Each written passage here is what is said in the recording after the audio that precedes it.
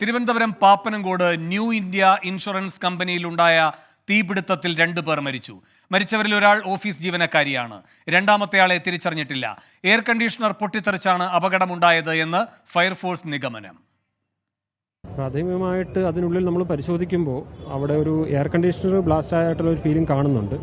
അപ്പോൾ അതിൽ നിന്നാണ് കാര്യം ഓൾ ഓഫ് എ സഡൻ ഉണ്ടായിരിക്കുന്ന ഒരു ഫയറാണ്. അല്ലാന്നുണ്ടെങ്കിൽ ഈ 2 ആൾക്കാർ അതിനുള്ളിൽ പെട്ടു പോകില്ലായിരുന്നു, അവർക്ക് രക്ഷപ്പെടാനുള്ള സമയം കിട്ടിയാൽ. അപ്പോൾ അത് ഒന്നുകിൽ എയർ കണ്ടീഷണർ ബ്ലാസ്റ്റ് ആയതായിരിക്കാം, അല്ലാന്നുണ്ടെങ്കിൽ ഇനി അതിനകത്ത് മറ്റെന്തെങ്കിലും വസ്തുക്കൾ ഉണ്ടായിരുന്നോ, കത്താൻ പര്യാപ്തമായ അല്ലെങ്കിൽ പെട്ടെന്ന് കത്തുന്ന എന്തെങ്കിലും വസ്തുക്കൾ ഉണ്ടായിരുന്നു എന്നുള്ളത് ഫോറൻസിക് പരിശോധനയ്ക്ക് ശേഷം മാത്രമേ പറയാൻ സാധിക്കൂ. ആ ഒരു സാധ്യതകൾ മാത്രമാണ് പ്രാഥമിക പരിശോധന നമ്മൾ കാണുന്നത്. വിശദമായിട്ടുള്ള പരിശോധനകൾ പോലീസിന്റെ ഭാഗത്തുനിന്ന് ഉണ്ടാവും. ആരാണ് തിരിച്ചറിയാത്ത ഒരു കൺസ്യൂമർ എന്ന് വേണമെങ്കിൽ നമുക്ക് പറയാം.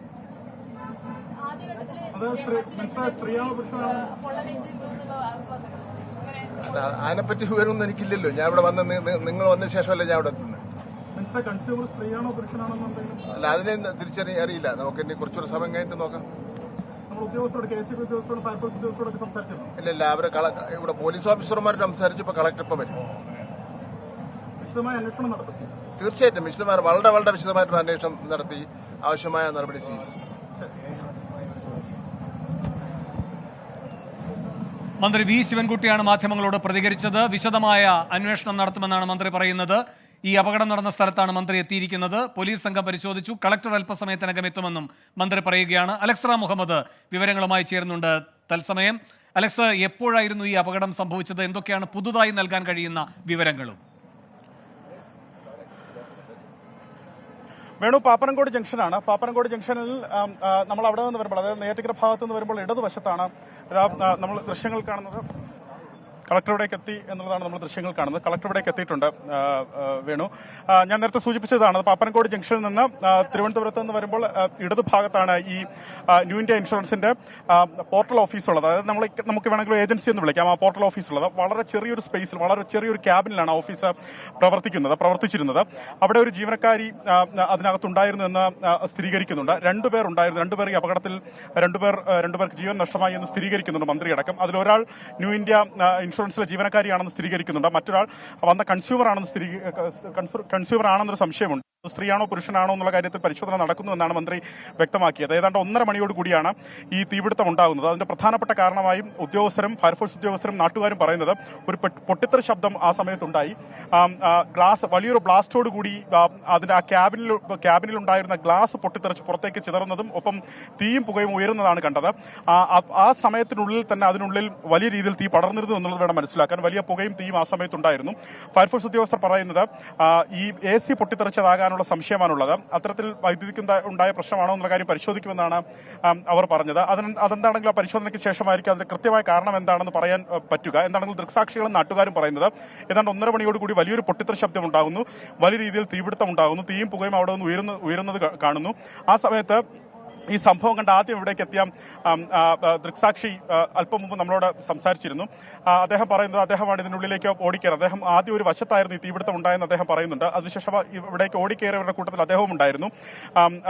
ആദ്യം നാട്ടുകാരാണ് ഈ രക്ഷാപ്രവർത്തനം ആരംഭിച്ചത്. വെള്ളം എടുത്തുകൊണ്ടുവന്ന് കോരി ഒഴിച്ച് ആ തീ കെടുത്തുന്നുള്ളൊരു ശ്രമമാണ് നാട്ടുകാരുടെ ഭാഗത്തുനിന്ന് ആദ്യഘട്ടത്തിൽ ഉണ്ടായത്. അതിനുശേഷമാണ് ഫയർഫോഴ്സിലേക്ക് കോൾ പോകുന്നതും ഫയർഫോഴ്സ് ഉദ്യോഗസ്ഥർ ഇവിടേക്ക് എത്തുന്നത്. അതായത് തിരുവനന്തപുരം ഫയർഫോഴ്സ് ഉദ്യോഗസ്ഥർ ഇവിടേക്ക് എത്തുന്നതും. അതിനുശേഷം തീ കെടുത്തി. പക്ഷേ തീ കെടുത്തിയെങ്കിൽ പോലും ആ 2 ജീവൻ രക്ഷിക്കാനായില്ല എന്നുള്ളതാണ്. ആ സമയത്ത് തന്നെ ആ മനുഷ്യർക്ക് കാര്യമായ രീതിയിൽ ഗുരുതരമായി തന്നെ പൊള്ളലേറ്റിരുന്നു. അതിലൊരാൾ നമ്മൾ നേരത്തെ സൂചിപ്പിച്ചതുപോലെ ഈ ന്യൂ ഇന്ത്യ ഇൻഷുറൻസിലെ ജീവനക്കാരിയാണ് എന്ന് സ്ഥിരീകരിക്കുന്നുണ്ട്. മറ്റൊരാൾ ആരാണെന്ന് തിരിച്ചറിയേണ്ടതുണ്ട്. അത് മാത്രമല്ല, ഈ സംഭവത്തെക്കുറിച്ച് വിശദമായ പരിശോധന നടത്തുമെന്ന് മന്ത്രി വി ശിവൻകുട്ടി വ്യക്തമാക്കിയിട്ടുണ്ട്. അദ്ദേഹം അല്പം മുമ്പാണ് ഇവിടേക്ക് എത്തി ഈ സ്ഥലം സന്ദർശിച്ചത്.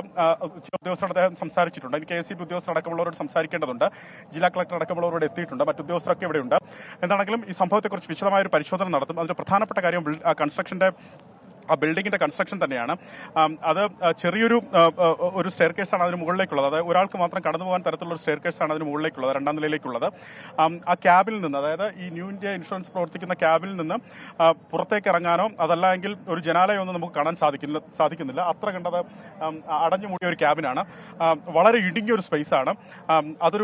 ഒരു കണ്ണാടി ചില്ല് പോലെ, അക്ഷരാർത്ഥത്തിൽ ഒരു കണ്ണാടി ചില്ല് പോലെ അത് പ്രവർത്തിച്ചിരിക്കാമെന്നാണ് എന്നുള്ളതാണ് നമ്മൾ മനസ്സിലാക്കുന്നത്. അതിനുള്ളിലായിരിക്കണം ഒരുപക്ഷെ ഈ പൊട്ടിത്തെറി ഉണ്ടായതിനു ശേഷം ശേഷം ഈ വിഷവാതകവും അതുപോലെ ഈ പുകയും തീയും ഒക്കെ നിറഞ്ഞു നിന്നത് ഈ അപകടത്തിന്റെ ആക്കം കൂട്ടിയതും അതുതന്നെയാകാം. അവർക്ക് പുറത്തേക്ക് ഇറങ്ങാൻ പറ്റാത്ത സാഹചര്യം ഉണ്ടായിരുന്നു എന്നുള്ളതാണ് ദൃക്സാക്ഷികൾ പറയുന്നത്. അതിനുള്ളിൽ കുടുങ്ങിയവർക്ക് പുറത്തേക്ക് ഇറങ്ങാൻ പറ്റാത്ത സാഹചര്യമായിരുന്നു. അതുകൊണ്ടാണ് അവർക്ക് കാര്യമായ പൊള്ളലേറ്റത് എന്നുള്ളതാണ് ദൃക്സാക്ഷികൾ തന്നെ പറയുന്ന വിവരം. പോലീസ് ഉദ്യോഗസ്ഥരും അതുപോലെ ഫയർഫോഴ്സ് ഉദ്യോഗസ്ഥരും അത് സ്ഥിരീകരിക്കുകയും ചെയ്യുന്നുണ്ട്. ഇവിടെ എത്തി തീ കെടുത്തി ഈ ആളുകളെ പുറത്തേക്ക് എത്തിച്ച് ആശുപത്രിയിലേക്ക് മാറ്റുമ്പോഴേക്കും തന്നെ അവരുടെ ജീവൻ നഷ്ടമായിരുന്നു എന്നുള്ളതാണ് ലഭിക്കുന്ന വിവരം. അതിൽ ഈ രണ്ടാമത്തെ ആൾ ഒരു പെൺകുട്ടിയാണെന്നൊരു നാട്ടുകാരൻ അല്പം മുമ്പ് നമ്മളോട് സംശയം പറഞ്ഞിരുന്നു. അദ്ദേഹം പറയുന്നത് ഒരു സ്കൂട്ടർ ഇവിടെ കണ്ടിരുന്നു, ഒരു ആക്റ്റീവ സ്കൂട്ടർ ഇവിടെ കണ്ടിരുന്നു. അതൊരു പക്ഷേ ഈ വന്ന ഉപഭോക്താവിൻ്റെതാകാം എന്നൊരു സംശയമാണ് അദ്ദേഹം പറയുന്നത്. എന്താണെങ്കിലും അത് പരിശോധിക്കേണ്ടതുണ്ട്, വിശദമായി തന്നെ പരിശോധിക്കേണ്ടതുണ്ട്. അത്ര കണ്ട് അവർക്ക് പൊള്ളലേറ്റിട്ടുണ്ടെന്നുള്ളതാണ് ലഭിക്കുന്ന വിവരം. എന്താണെങ്കിലും ഇത് സംബന്ധിച്ച് വിശദമായ അന്വേഷണം നടത്തുമെന്ന് മന്ത്രി വ്യക്തമാക്കിയിട്ടുണ്ട്. കളക്ടർ അടക്കമുള്ളവർ ഇവിടെ എത്തിച്ചേർന്നിട്ടുണ്ട്. ഉന്നത പോലീസ് ഉദ്യോഗസ്ഥർ അടക്കം ഇവിടെയുണ്ട്. വേണു.